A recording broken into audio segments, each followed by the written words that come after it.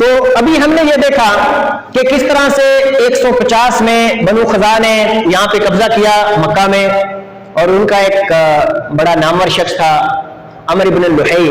وہ گیا شام، وہاں سے بت لے کے آیا، اور اس بت کی تعظیم کس طرح سے کی گئی، اور اس کو دیکھا دیکھی پورے عرب کے ہر گھرانے میں کس طرح سے بت پھیل گئے۔ اور یہی وجہ ہے کہ آپ دیکھیں گے کہ جب 8 ہجری میں مکہ کو فتح کیا گیا تو خانہ کعبہ کے اندر 360 بت تھے جن کو آپ صلی اللہ علیہ وسلم نے اپنی چھڑی سے توڑا۔ وہ 360 بت وہ اسی کی جاری کردہ سنت ہے۔ تو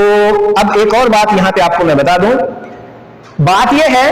کہ اگر کوئی شخص بری چیز، بری بات یا برا عمل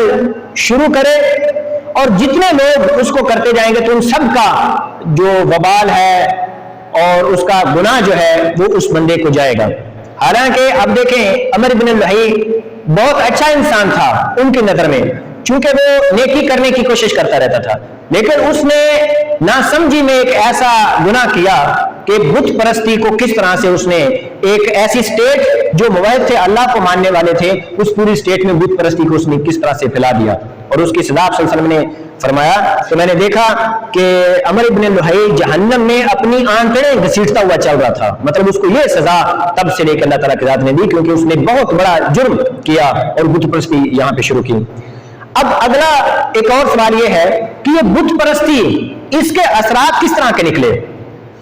پھر 450 تک بنو خزاع کا جب یہاں پہ قبضہ رہا تو اس وقت عدنانی عرب جو تھے ان میں ایک شخصیت آپ صلی اللہ علیہ وسلم کی 7ویں پشت جو تھے، قصی بن کلاب، آپ صلی اللہ علیہ وسلم کی 7ویں پشت پہ باپ تھے قصی بن کلاب۔ قصی بن کلاب نے کیا کیا، وہ اٹھے اور انہوں نے باقی جتنے بھی قریش کے قبائل تھے ان کو اپنے ساتھ ملایا اور ملا کے کہا کہ یہ جو بنو خزاع ہے انہوں نے ہم پہ حملہ کیا، اور بیسیکلی تو یہ جو زمین ہے یہ ہمارے باپ دادا اسماعیل کی اور ابراہیم کی ہے، چونکہ وہ پیغمبر تھے، تو ہم کیا کریں کہ ہم آپس میں مل کے ان کے ساتھ جنگ کریں اور خدا کو، بنی خزاع کو یہاں سے بھگا دیں۔ ایسے ہوا، جو قصی تھے ان کے ساتھ مل کے باقی جو قریش قبائل تھے انہوں نے مل کے بنو خزاع کو وہاں سے بھگا دیا۔ اب وہاں سے بھگا دیا لیکن بت پرستی کو وہ ختم نہ کر سکے۔ کیوں؟ چونکہ بت پرستی آپ بھی دیکھیں گے کہ جب نسل در نسل ایک چیز چلنے لگتی ہے تو لوگوں کے دلوں میں اس کی محبت اور تقدس اس طرح سے بڑھ جاتا ہے کہ لوگ پھر اس کو چھوڑ نہیں سکتے۔ قرآن مجید میں جگہ جگہ پہ اللہ تعالیٰ کی ذات نے ہمیں یہ چیز سمجھانے کے لیے کہا کہ جب بھی کوئی پیغمبر یا نبی اپنی قوم سے کسی جرم کو چھوڑنے یا خاص طور پہ شرک کو چھوڑنے کا کہتے تو وہ قوم آگے سے یہ کہتی کہ ہمارے باپ دادا کو ہم نے یہی کرتے دیکھا ہے، تو لہذا یہ باپ دادا کی جو روایات ہوتی ہیں ان کو چھوڑنا بہت مشکل ہوتا ہے۔ اب بت پرستی، اب دیکھیں جو قریش ہیں آپ صلی اللہ علیہ وسلم کے دور میں، وہ سارے جو قریش ہیں وہ عدنانی عرب تھے، حضرت اسماعیل علیہ السلام کی اولاد تھے، اور وہ سب مطلب کہ نبی کی اولاد تھے، اور وہ جانتے تھے کہ بت پرستی اور یہ ساری چیزیں غلط ہیں۔ اس کے باوجود بھی آپ صلی اللہ علیہ وسلم کے دور میں وہ بت پرستی سے باز کیوں نہیں آ رہے تھے؟ یہ ایک موٹی سی بات ہے، اس کو سمجھ لیجئے اس کا فائدہ ان کو کیا تھا۔ اب دیکھیں یہ مکہ یہاں پہ ہے، اب اس دور میں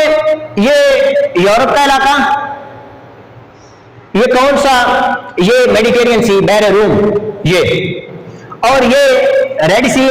سی کے بعد یہ اگر آپ دیکھیں گے عربین سی ہے اور بحر ہند، یہ گویا کہ اس بحر ہند، عربین سی، ریڈ سی کے ذریعے سے ساری تجارت ہوتی تھی یورپ سے عرب میں، عرب سے یمن کے ذریعے سے پھر وہ پورے ایشیا میں جاتی تھی۔ تو اگر آپ غور سے دیکھیں تو یہاں پہ یمن میں ایک بہت بڑی پورٹ تھی، بندرگاہ، اور یہاں پہ یہ بندرگاہیں 2-3 بلکہ یہاں پہ بہت ساری بندرگاہیں ہیں، پورٹ سعید ہے، اور پھر یہاں پہ پورٹ البیروت جو لبنان کا ہے کیپٹل،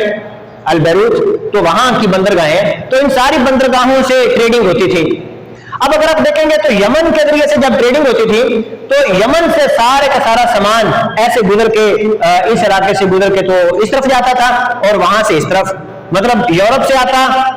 عرب میں، عرب سے یہاں سے ہوتے ہوئے ایشیا میں، ایشیا سے آتا یمن میں، یمن سے ہوتے ہوئے عرب میں، عرب سے یورپ میں، تو یہ ایک پورا ٹریڈ روٹ تھا اس دور میں۔ اب وہ دور تھا لوٹ مار کا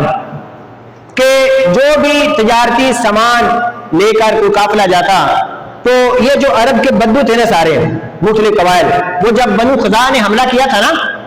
150 میں، تو تب زیادہ تر پھر لوگ یہاں سے مکہ کے بجائے پورے عرب میں پھیل گئے تھے، تو پورے عرب کے قبائل تھے۔ اب کیا ہوتا کہ جب بھی کوئی قافلہ تجارتی قافلہ جاتا نا تو جو عرب کے بدو تھے وہ کیا کرتے، وہ اس کو لوٹ لیتے تھے،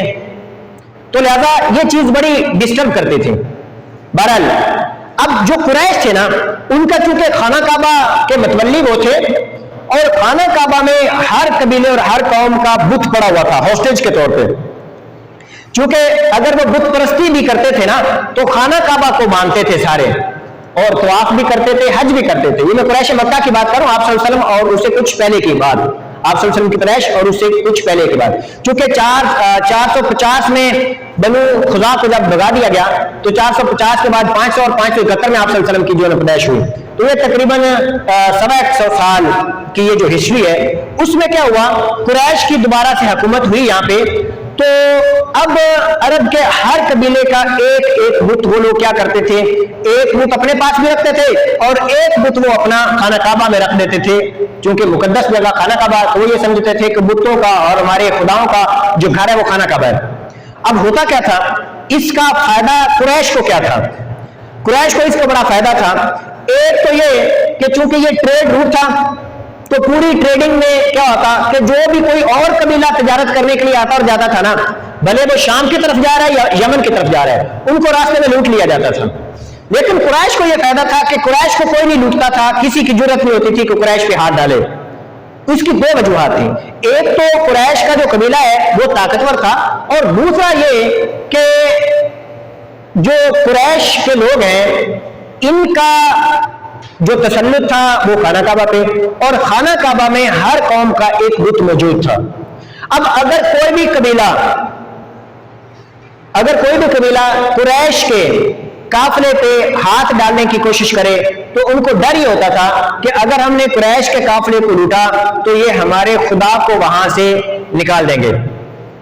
خانہ کعبہ سے خدا کو نکال دیں گے، یہ چونکہ متولی ہے۔ تو اس لیے ہر ایک قبیلہ جو ہے نا وہ کوشش کرتا تھا کہ قریش کو کچھ نہ کہیں، باقی ساری دنیا کو وہ کیا کرتے تھے کہ لوٹتے تھے، جس کی وجہ سے اب خود آپ دیکھیں کہ باقی سارے قبیلے جو ہیں یا باقی جتنے بھی آتے تھے قافلے وہ سارے لوٹ جاتے تھے، صرف قریش کا قافلہ وہ ہوتا تھا تجارتی قافلہ جس کو لوٹا نہیں جاتا، تو جس کی وجہ سے اس پورے عرب میں قریش کو مونوپلی حاصل تھی۔ تو یہ جو پوری رومن امپائر میں ٹریڈنگ، اور ادھر سے یہ ساری کی ساری یہاں سے ہوتے ہوئے پرشیا، اب اگر آپ دیکھیں گے تو یہ بحر روم یہاں سے عرب میں آیا، شام کے ذریعے سے عرب میں آیا، عرب سے یہ نیچے ہوتا ہوا عربین سی سے بحر ہند میں، اور یہ جو گلف ہے پرشین گلف یہاں سے ہوتے ہوئے ایران میں، وہ سمجھے کہ ایران میں، ہندوستان میں اور یہ پورا جو ایشیا ہے اس میں ٹریڈنگ عربوں کے ہاتھوں ہی ہو رہی تھی۔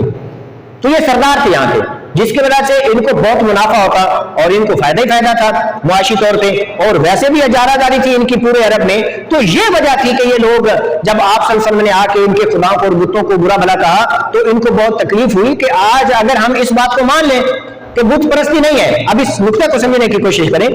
ان کا یہ ماننا تھا کہ آج محمد کی ہم بات مان لیں صلی اللہ علیہ وسلم کہ بت پرستی حرام ہے تو ٹھیک ہے مان تو لیتے ہیں، لیکن اس کا نقصان یہ ہوگا کہ یہ جو سارے عرب قبائل ہمارے مطیع ہیں صرف بت پرستی کی وجہ سے، ہم نے چونکہ ان کے خداؤں کو اپنے پاس ہاسٹیج کے طور پہ رکھا ہوا ہے، اب اگر ہم کہتے ہیں بت ہے نہیں ہے ان کو نکال کے توڑ دیں تو گویا کہ وہ جو ہم نے پورے عرب کے جتنے بھی قبائل ہیں ان کو اپنی مٹھی میں بند کیا، وہ سارے کے سارے ہماری اجارہ داری جاتی رہے گی، جن کو مونوپلی حاصل تھی ٹریڈ کی، اور ویسے بھی ظاہر ہے مطلب کہ ڈومیننس تھی، تو وہ کہتے تھے کہ ہماری ڈومیننس ہی چلی جائے گی۔ تو یہ محمد جو ہے یہ ہماری طاقت کو، ہماری حقانیت کو، ہماری جو معیشت ہے ساری چیزوں پہ ضرب لگا رہا ہے۔ یہ صرف اور صرف ان کے بتوں پہ ضرب نہیں تھی، ان کے نزدیک ان کی معیشت پہ، ان کی طاقت پہ اور ان کا جو پیار تھی، یہ ساری چیزوں پہ ضرب تھی۔ اسی وجہ سے ان کو اتنی تکلیف ہوتی تھی کہ یہ کس طرح سے محمد آ کر ہمارے بتوں کو برا بھلا کہیں اور توڑیں۔ تو یہ تھا نقطہ کہ بت پرستی کے پھر اثرات کس طرح کے نکلے۔ اس کے بعد پھر 571 میں آپ صلی اللہ علیہ وسلم کی پیدائش ہوئی، اس کے بعد 610 میں عیسوی میں آپ صلی اللہ علیہ وسلم کو اللہ تعالیٰ کی ذات نے نبوت کے عہدے پر فائز کیا۔ 622 میں آپ صلی اللہ علیہ وسلم مکہ سے مدینہ ہجرت کر کے چلے گئے، اور 632 تک آپ صلی اللہ علیہ وسلم کی وصال تھا. 632 تک پورے عرب میں پھر سے ویسا ہی بت پرستی کو ختم کر دیا گیا, باقی سارے مذاہب کے زور کو توڑ دیا گیا, بت پرستی کو ختم کیا. تو جیسے وہ حضرت اسماعیل اور حضرت ابراہیم علیہ السلام کے دور میں اسلام تھا, پھر سے ایک مرتبہ اسلام آیا. تو اس لیے میں بار بار اپنے ایک لیکچر میں یہ کہہ رہا ہوں کہ اسماعیل علیہ السلام سے لے کے محمد صلی اللہ علیہ وسلم تک مختلف مذاہب کس طرح سے آئے اور وہ کس طرح سے پھیلے. تو ایسے تھا کہ 2600 سال پہلے جیسے اسلام یہاں پہ موجود تھا اور پھیلا ہوا تھا, اور اس کا اثر تھا آپ صلی اللہ علیہ وسلم کے بعد بھی, آپ صلی اللہ علیہ وسلم کے آنے سے بھی پھر پورے عرب میں بت پرستی اور شرک اور ساری چیزیں ختم ہوئی, اور پورے عرب پہ پھر سے ایک اللہ کو ماننا جانے لگا, اور اسلام جو ہے اس نے اپنا گھر کیا. تو یہاں تک آج کا سلسلہ ہم ختم کرتے ہیں. وما علینا الا البلاغ المبین.